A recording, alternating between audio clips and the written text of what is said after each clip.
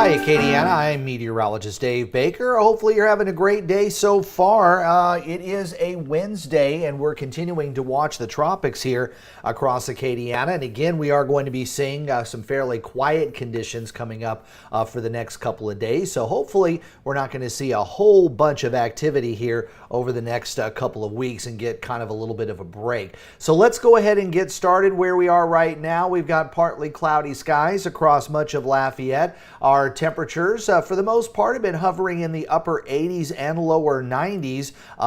Don't have a latest update from the Lafayette Regional Airport, but other local areas are showing temperatures in the upper 80s, 88 degrees right now, with a dew point of 75 degrees over in New Iberia. So it is quite warm out there. It's quite sticky too, but so far haven't had a lot of problems on the area roadways, maybe over parts of southern sections of Acadiana. And a real quick look at the radar. Again, showing quite a bit of rain that's continuing to move here across portions of the Gulf Coast, mainly south of the Highway 90 corridor, although down into St. Mary Parish we're getting some scattered storms. Got a pretty good cell here around Avery Island, another one over here around Pecan Island, and some of that is going to be lifting northward, but I think generally areas south of Interstate 10 are pretty much going to have the best chance for any rain across the region during the afternoon today. So tropical moisture is still in place, although no real big tropical activity. But I did want to point out one area that is being watched and not really going to be affecting us, but it is a show called Let's Talk Tropics, so we're going to talk about tropics. We got a bit of a trough that's here right off the east coast, maybe a bit of a low pressure area trying to develop. This is forecast to kind of drift its way back toward the west and make its way onshore somewhere over Georgia or South Carolina. Right now, the National Hurricane Center only putting about a 10% chance that we'll see any development there. And as you can see, the rest of the Atlantic Basin appears to be quiet. We're going to go through the different satellite images, different parts of the Gulf of Mexico. And then here toward the end of this broadcast, we're going to start talking about Colorado State University's new update on their hurricane forecast. So let's take a quick look at the Gulf of Mexico. And we've got our frontal boundary that's kind of draped here across South Louisiana. So the concentration of the showers and thunderstorms is all going to be just south of that front. So south of I-10, we'll have our better chances for rain today. The front's going to start to lift back to the north tomorrow and dissipate. So Cenla may be able to get into the action somewhat. Got a bit of a trough back here to the west, or maybe even a low pressure area, but that's spreading some showers and thunderstorms again along the coastline of Mexico there near the Bay of Campeche. Got a bit more of an upper trough that's kind of right in this particular area, and that's going to go ahead and drift to the west as well. Central American satellite, we talked about this yesterday. A bit of a tropical wave that was there yesterday is now working its way across Central America. It's going to bring some heavy rains to parts of Honduras, Nicaragua, and over toward El Salvador.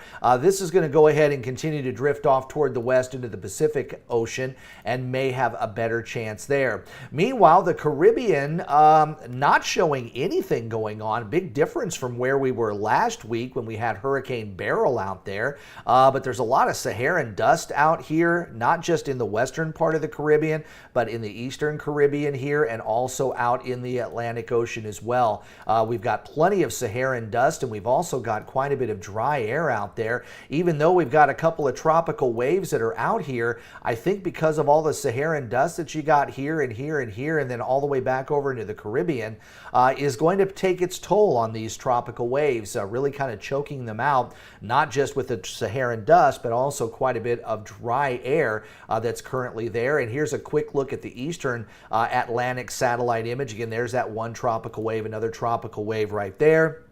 and a bit of a low trying to work its way off the African coast. But again, you can kind of see all that Saharan dust that's up here and back over here. So we're not going to see a lot of development. At least we don't think we're going to see a lot of development out here. A couple of weeks ago, there was a decent amount of Saharan dust and dry air out there, and then Hurricane Beryl was actually able to get itself going and stay just to the south of that. And we're going to talk a little bit about Hurricane Beryl coming up in just a few minutes. But look at all the Saharan dust that is out there. Much of the Atlantic area, especially in the tropical convergence zone, or intertropical convergence zone, is down here. But anything that tries to work its way off the African coast is going to be running into a lot of this Saharan dust. And the Saharan dust actually works its way into the Western Caribbean and even into the southern part of the Gulf of Mexico as well. So hopefully we're not going to see a lot of development here over the next couple of days. Another thing that we do look at is the wind shear. And as I was telling most of you yesterday, because of Hurricane Beryl, I was so hyper-focused on the wind shear right around the hurricane that I really went about 4 or 5 days without looking at the wind shear out in the development zones of the Gulf of Mexico, the Caribbean, as well as the Atlantic. We've got fairly low wind shear here over the Gulf of Mexico, high wind shear now over much of the Caribbean Sea. But look at the development zone out here in the middle part of the Atlantic. Very low wind shear. We've got the water temperatures there. We've got the low wind shear as well. If that Saharan dust and dry air wasn't there and we would get a tropical wave maybe moving in these particular areas, I think we would be seeing some development. But because of that dry air there, I don't think we're going to see anything happening right now. So let's just go ahead and go out into La La Land, and we'll go out the next couple of weeks here on the GFS model. This is our longest running global model. It goes out 16 days. So this is taking us all the way out to really just the last few days of July. I think going out to about July 23rd or 24th, maybe 25th, looks like 26th. Is where this goes out to. So this is going out to the last week in July, and we're really not seeing anything out there. And even the Euro model, it doesn't go quite as far out as the GFS does. It only goes out 10 days every other run. But you got this big ridge of high pressure that's going to be staying out here over the middle part of the Atlantic Ocean. So anything over here is going to come in this direction. Anything that would try to develop in this direction would go here and basically then start to turn back toward the Gulf of Mexico. Remember that little low that was over here off the East Coast? That is forecast to develop perhaps, but then it's going to get caught up and it's just going to go ahead and rotate around that big ridge of high pressure and head out to sea. And that's why we're not too interested in what's going on over there. I don't think that's going to have any impact on the Gulf of Mexico. But over the next several weeks, we are going to start to see the hurricane activity increasing. If we were to go basically on a normal season, we're right here, and this is one of the lowest points of tropical development during the hurricane season, believe it or not. July really isn't a very active month. Now, we had 3 named storms that formed during the month of June. Of course, Beryl and Chris made their way into July as well. And Beryl becoming a Category 5 hurricane, which was so incredibly unusual. But this is also about the time where you get most of that Saharan dust, and that's why we get a little bit of a lull in the tropical activity during the month of July. But once we reach August 1st, which is only a few weeks away, middle part of August, end of August, and going into September, that's when things really start to ramp up. So now is the time to be prepared before things get even busier. So let's take a look at the Colorado State University forecast, a team led by Dr. Philip Klotzbaugh. Incredibly smart guy. Met this guy about 20 years ago when he was still Dr. William Gray's assistant before Dr. Gray passed away several years ago, and he took over. And he gives out these forecasts each and every year, and what an incredible team they have. And I know a lot of people out there like, why are people in Colorado caring about what hurricane season is going to be? Well, this is one of the best teams in the country when it comes to hurricane research. And when you look at the number of storms they're predicting, they had 23 for their initial, and now the number has gone up to 25. Now, this also does include Alberto, Beryl, and Chris in those forecasts, but 25 would exhaust this entire list of names and also go on to the supplemental list.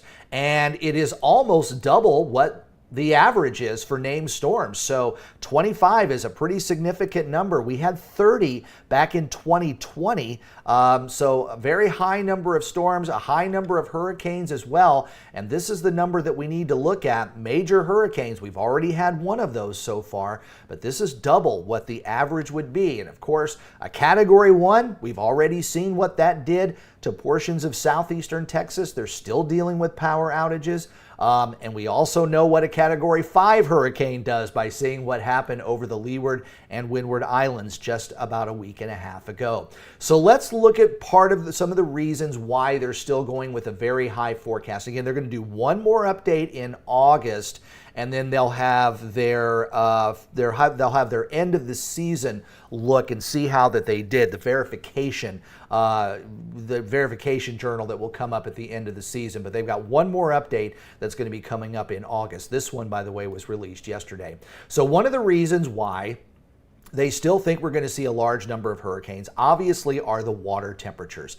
We've been telling you about the Gulf of Mexico, the Caribbean, the Western Atlantic, all way above normal when it comes to water temperatures. But anything out here would be able to sustain itself, and pretty much anything out here would be as well. Remember, the magic number is 26 to 27, which is that 80-degree mark on the Fahrenheit scale. So really anything that is a yellow color or more is definitely going to be able to sustain a tropical system just based on the water temperatures.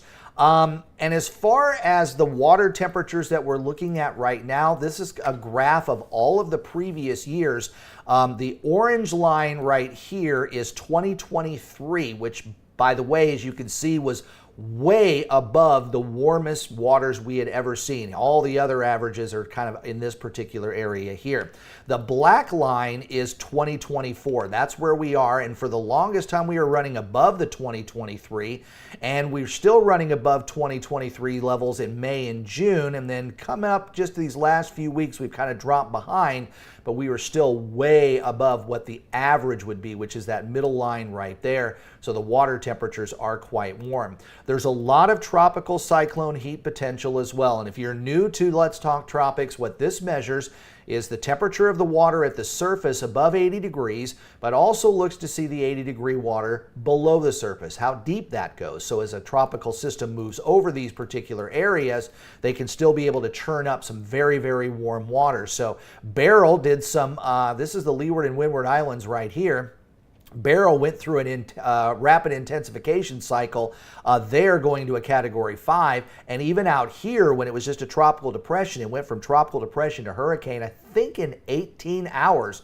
So it hit this eddy of some very warm tropical cyclone heat potential and was able to fire up very quickly. So anything that develops here along the Florida coast or the East Coast, southern Gulf of Mexico, Caribbean Sea, all the way out into the Atlantic Ocean is going to be seeing high heat potential. So that's what we look at for the possibility of rapid intensification. Fortunately, we don't have anything that's out there right now.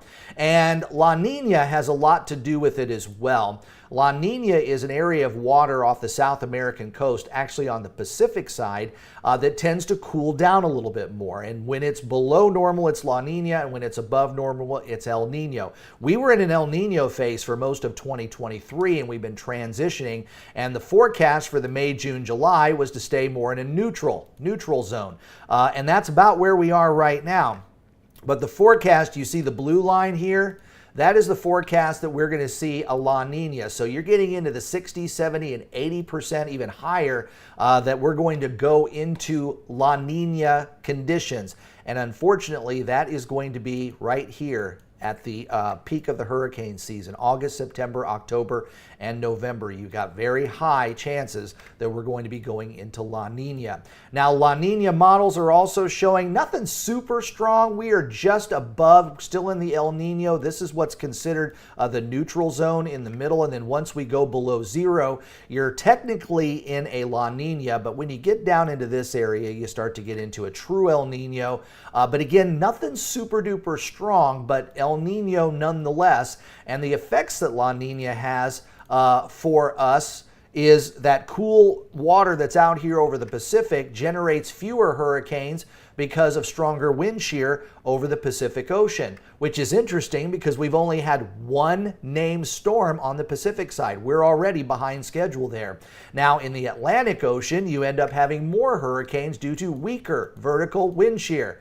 And that is significant. Even though the wind shear has been fairly high so far, when we get into the peak of the hurricane season, less vertical wind shear allows developing systems to form easier and strengthen a lot easier. So here's the effect that wind shear has on a hurricane. So what we saw, let's say with Alberto and Chris, the two tropical storms, there's a lot of vertical wind shear. And what happened, and even happened with Beryl for a while when it was in the Bay of Campeche, the low-level circulation didn't quite line up with the mid-level circulation or the upper-level circulation. That vertical wind shear was so strong that it started to break some of the thunderstorms on one side of the system and expose the core of the hurricane. When you have no vertical wind shear like you see up here, what you get is a very well vertically stacked center, and all the thunderstorms that are surrounding it is able to protect that core that's in the middle. And when you have no vertical wind shear and a very mature hurricane with a vertically stacked core, you end up with this. This is Hurricane Beryl at peak intensity. And you can see when you're looking at the eye and the whole core of that system is very well protected by the thunderstorms all around it. And right there, you can see all the way down to the Gulf, or rather down to the ocean. And a little closer view of the eye there, again, the inside of this is very well vertically stacked. The bottom of it, which is down here, is matched up with the upper level circulation as well. And again, you've got all this being protected here. So the wall of the inner part of that hurricane is not being affected by wind shear there, and therefore you get a very mature hurricane. So when you end up with no vertical wind shear, some developing systems such as a tropical depression or tropical storm, you add that with some high heat content, low vertical wind shear, high temperatured waters, you can quickly go from a tropical depression to a hurricane in lickety split. So just like what we saw with Beryl, and those are the reasons why Colorado State University has gone ahead and upped their numbers by 2. Remember, their first hurricane forecast was 23 named storms. So we may exhaust the name list. We'll have to watch and wait and see. But of course, as I've said over and over and over again, this is the time to prepare. We haven't been touched by anything, and you see how the folks are suffering over in Texas without the electricity. So there's several things that you can get: water, non-perishable food, flashlights, and batteries. If you got all that, you're already ahead of the game. And then make sure you've got first aid, personal hygiene, house cleaners, and make sure you know how much prescription medicine you have. Plus, check all of your important papers. Take pictures of it with your phone and make it digital. And of course, have lots of entertainment for the kids and get everything together for your pets. And if you're going to stay home, you need a basic tool set to make minor repairs just in case. So we are looking at a very busy hurricane season, and it's already started out with a bang with 3 named storms starting in the month of June. We average 1 to 2, so we are ahead of schedule. And usually the first category 3 or higher hurricane doesn't come around on average until about September the 1st. So again, we are ahead of schedule there, getting our first major hurricane starting way back in June. Well, I really hope you enjoy Let's Talk Tropics. I enjoy hanging out with you for lunch. If you do like this video and subscribe to the channel, turn the notifications on as well. And if you wouldn't mind, tell your friends about Let's Talk Tropics as well as Acadiana Weather Today. I've had a lot of subscribers over the last several weeks due to the increased amount of tropical activity, and I hope more of you will subscribe as we just give you a basic breakdown of what's going on rather than forecasting what might happen. We want to try to look at what will happen, not try to speculate on anything, but just give you the bare bones forecast and let you know what will happen so you can prepare you and your family better anytime. I'm Meteorologist Dave Baker. Thanks for joining me on this Wednesday afternoon. I'll see you early tomorrow morning on Acadiana Weather Today right here